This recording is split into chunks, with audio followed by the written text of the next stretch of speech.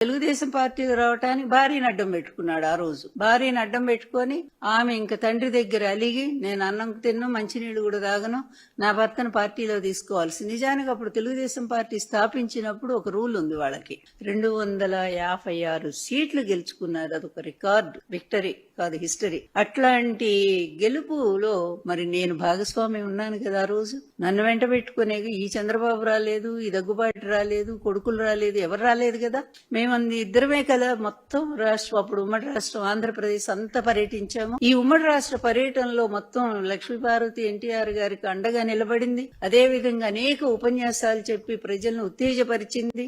అంత చేసి పార్టీకి ఎంతో సేవ చేసి అంత గెలుపు కారణం నేను కూడా ఉన్నాను అందులో ఉడత సాయం లాగా. అలాంటి నా మీద భయంకరంగా అధికారం వచ్చిన దగ్గర నుంచి రాజ్యాంగేతర శక్తి అని ఒకటి సృష్టించారు. ఎక్కడ రాజ్యాంగేతర శక్తిగా ఈమె వ్యవహరించిందో ఒక్క సాక్ష్యం ఆనాటి నుంచి ఈనాటి వరకు కూడా ఒక్క సాక్ష్యం కూడా వాళ్ళు బయట చూపించలేకపోయారు. ఈ రోజు జగన్ గారి మీద ఏ విధంగా అయితే ఇన్ని అబద్ధాలు, లిక్కర్ కేసు ఒకటి మోపి, అబద్ధం కేసు, అక్రమ కేసు ఒకటి మోపి, ఇష్టం వచ్చినట్టుగా రోజుకు ఒక ఏదో కారణాన్ని చూపిస్తూ అబద్ధాల సాక్ష్యాలను తీసుకొస్తూ మరి అరెస్టులు చేస్తూ విచ్చలవిడిగా ప్రవర్తిస్తున్నటువంటి చంద్రబాబు నాయుడు ఆ రోజు నుంచి ఈ రోజు వరకు కూడా ఇదే పద్ధతి. ఇక ఫైనల్ గా ఏంటంటే అతనికి ఏ విధమైన సెంటిమెంట్స్ లేవు. అధికారం అనే సెంటిమెంట్. అధికారం ఎందుకయ్యా అంటే అవినీతి, డబ్బు సంపాదించడానికి. అవినీతిలో డబ్బు ఎందుకు సంపాదించాడు? అతని గోల్ ఒక్కటే. ఆ రోజుల్లో 2 ఉండే అనేవారు. ఒకటి అది చెప్పకూడదు, అది నేను చెప్పను, బాగుండదు. రెండోది ఏంటంటే బిల్ గేట్స్ మించినటువంటి ధనవంతుడు కావాలి ఈ ప్రపంచంలో. అందువల్ల ధనవంతుడు కావాలనేటువంటి ఒకే ఒక లక్ష్యం ఇతని బాల్యం నుంచి. అతి పేదరికంలో పుట్టాడు. కనీస అవసరాలు కూడా అందించలేనటువంటి సామాన్య కుటుంబం అది. 2 ఎకరాలు, ఆ 2 ఎకరాల్లో అంత పెద్ద కుటుంబం బతకాల. అందువల్ల ఇతను ఎవరో సాయం చేస్తూ ఉంటే చదువుకుంటా బయటకు వచ్చాడు.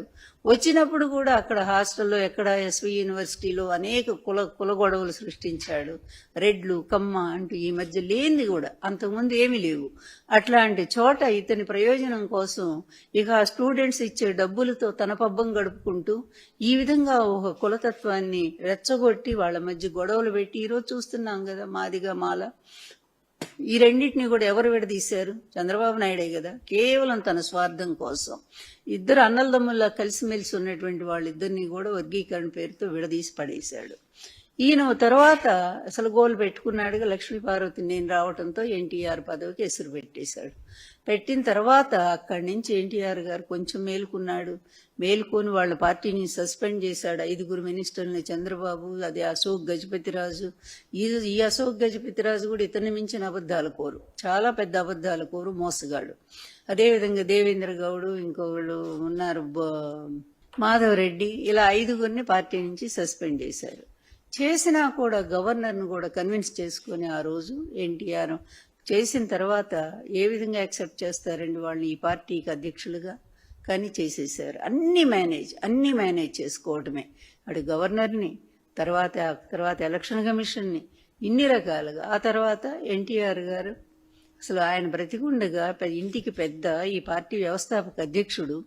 ఆయన ఆ విధంగా అతి దారుణంగా వైస్రాయ్ హోటల్ దగ్గర చెప్పులేసి అవమానం చేసి, తర్వాత ఆయన బ్యాంకు ఖాతాలో ఉండేటువంటి డబ్బులు మొత్తం కూడా పార్టీ సొమ్మంతా కూడా స్టే ఆర్డర్ తెచ్చి చేస్తే తట్టుకోలేక అవమానాలు ఆయన గుండెకి చనిపోయారు. అతనికి కావాల్సింది అదే కదా. అతనికి ఏంటంటే ఎవ్వరు నిష్కంటకంగా ఉండాలి, పార్టీలో ఎవరు అడ్డం ఉండకూడదు. నేను వచ్చేసరికి నేను అడ్డవుతానని అతను అనుకున్నాడు. ఎన్టీఆర్ గారికి లక్ష్మీపార్వతి అంటే ఇష్టం కనుక నెక్స్ట్ ఈమెకి ఏదన్నా పదవి గట్టి పెడతాడేమో. నిజంగానే ఎన్టీఆర్ గారు 2 సార్లు ఆఫర్ ఇచ్చినా కూడా నేను తీసుకోలే, నాకు రాజకీయాలంటే ఇంట్రెస్ట్ లేదని ఆ రోజే చెప్పాను నేను. అయినా సరే లేనటువంటి కాంక్షను నాకు అంటగట్టారు.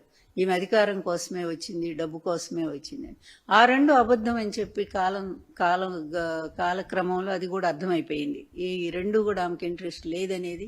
నా దగ్గర డబ్బు లేదు, అధికార వ్యామోహం లేదని. అయినా సరే అవే మాట్లాడతారు. జగన్ గారు 1,00,00,000 కోట్ల అవినీతి అంటూ ఏ విధంగా డైరెక్టర్ అసాసినేషన్ చేస్తే మాత్రం చాలా ఫర్మ్ గా ఉంటాం. తెలుగుదేశం పార్టీ భయపడదు. తీవ్రవాదులతో పోరాడాం.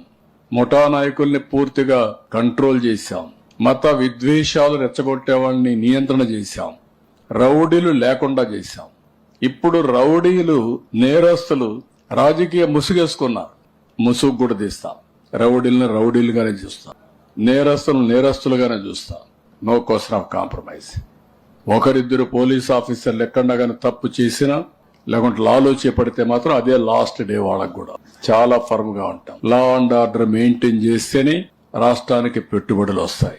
లా అండ్ ఆర్డర్ మెయింటైన్ చెబితే ఎవరు పెట్టుబడులు పెట్టరు. ఈ రాష్ట్రానికి టూరిజం ప్రమోట్ చేయాలంటే ఒక ప్రశాంతమైన వాతావరణం ఉంటే వస్తాయి. టూరిజం ప్రమోట్ అయితే, అభివృద్ధి జరిగితే, ఇండస్ట్రీ వస్తే ఉద్యోగాలు వస్తాయి. మీకోసం ఉద్యోగాలు త్యాగ చేయడానికి మేము సిద్ధంగా లేవు.